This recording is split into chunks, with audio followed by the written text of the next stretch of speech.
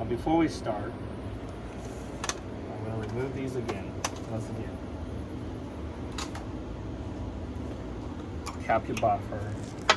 So we're gonna make the chemotaxis. Yeah, the dilution first, and we don't want anything that's like, this is fine. This is going to be exposed to high amount. Anyway, so I'm not worried about it, right? So you're gonna label these. One as just alcohol, however you want to label it. I just like, sometimes I don't want to write out the whole thing. All I do is a box, empty box is just alcohol, empty box with something in it is 1 to 1 pound dilution. And if I have a 1 to 10, I would go like, why would you like use that? Like, Or you can write it out. That's fine. You can write this ETOH. yeah, I'll just probably write You can, yeah, you probably 10 should. 2 minus 3. That's fine. That's fine. Yeah. So you don't want to take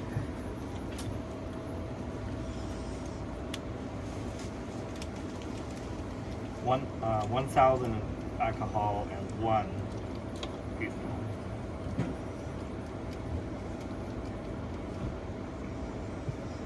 You do it in pure ethanol, right? Not Pure ethanol. So these actually, because they don't have methanol in it or anything. Okay. It's 200 proof. Usually the denatured ethanol you get from there, they add 5% of methanol, so you won't drink it. Okay. Yes, that is the exact reason, because if you don't do it, people will buy that and drink it. Alcohol is a controlled substance in the U.S. In some states, you can't. In some states, there's only certain places sell it. Is it a smart move to add a highly toxic compound to something so that people don't use it? Well, Yeah, that's a different discussion. it's a different discussion. Exactly. So you want to watch where your tip is, obviously, Yeah. because you will see. You walk around, you see these bottles with tip in it, because people dropped it in it. Why do you So- use these and not just an Eppendorf? Because it's plastic. Yeah. Exactly.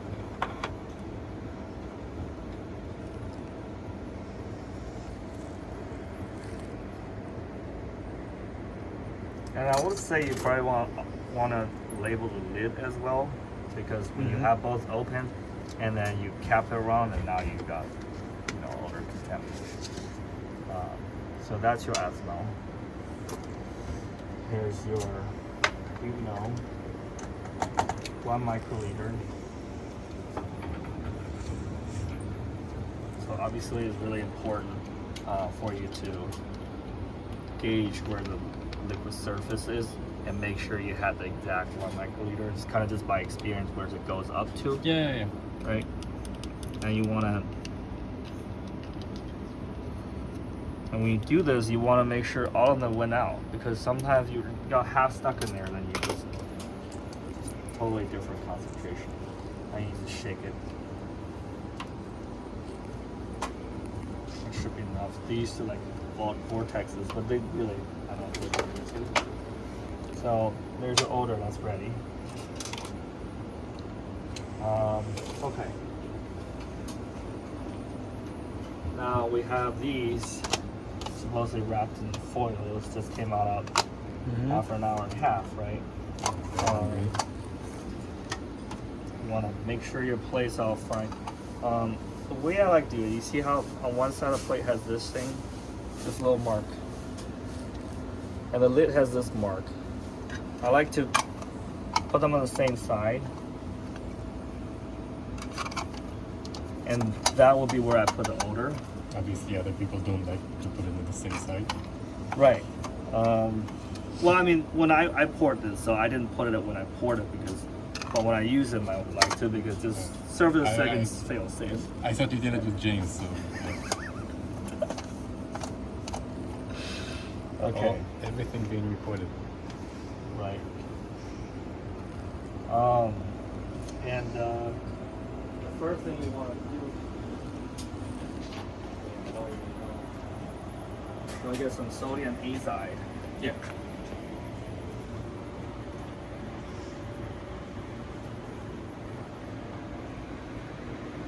So you always do this accumulation assay or Never. free roaming? Like, Yeah, see never. if leave. Because okay, no, go on. I'll ask you after that. We had a lot of discussion about that, but it gets really complicated. Once they get to the odor, they expose to a super high odor, and now you exit, then everything changed. Unless you could really track well that they got there and left with who's who, because you go there, it's going to be a big clump. Mostly you lose the tracks. Okay, so and I'll ask you after that. I think because I am curious about the. Yeah, I other think that's a essays. great question. Yeah. So So you add to both of these, right? To the. those are the end after you put the worm on there. First, you want to put sodium azide for the soak in, and not leave a liquid drop, because if you have sodium azide drop, you put that drop on top. Now you have double fluid mix, and the dissipation rate's gonna be different. Okay. So you want to put azide on, make sure they're dried before you start everything else. I usually just take 2 microliters and I'm gonna divide them one by one in each side. Eyeballing, I think it's about this didn't get Do enough. they even distinguish the smell of the azide, or? Azide don't smell, it's like a salt. So Yeah. So what? It's in DDW, or it's in like in what is it? I'm sorry? It's in DDW. It's like Distilled water? Water, yeah. it's just in water. This is water, yeah. So you just wanted to. The reason is that you want to keep this not evaporated at any point, and you do want the azide to be in salt form, so you don't mix the azide with these two to begin with. Right, because if you put these on here, it kind of have its own way of spreading. But if there's already fluid, if there's water on it, you put alcohol on top, now the spread's different, right? Okay, but if as long as it's different but consistent, then. It should But you be. can't make sure it's consistent because you got 8 drops here. By like 2 minutes, 4 drops is still there, 4 is gone. You don't know which one, Okay. right? Because the rate you're putting down, there's all the factors. So that's why you want them to all dry out first. So how long does it usually? Just A couple minutes. Yeah. So you just I'll cap this back, because if you don't cap it, while you're sitting there, you stand here for 10 minutes, the agar will start looking dry and sunken sometimes, especially given the humidity difference in the room. Like some dry days, you can really actually see them change over just as you're standing here.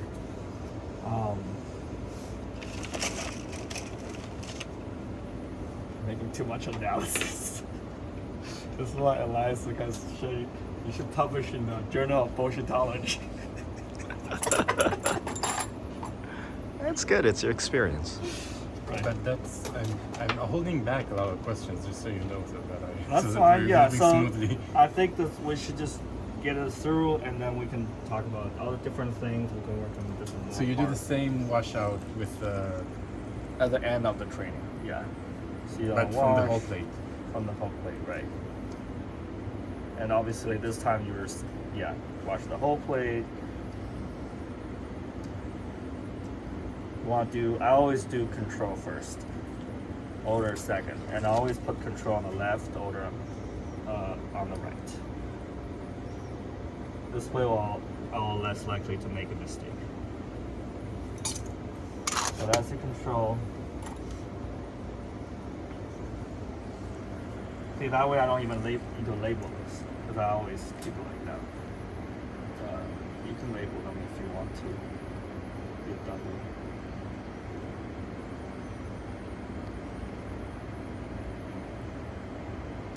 Alright, so if this was trained, this would have agar on here. This butanol. So this will smell really strong. You wash it immediately, cap it, throw it away somewhere far away. Probably not here because it's right next to your worm. So find somewhere else, put another trash can somewhere. Just throw that. or you can even wrap it before you throw away. Either way.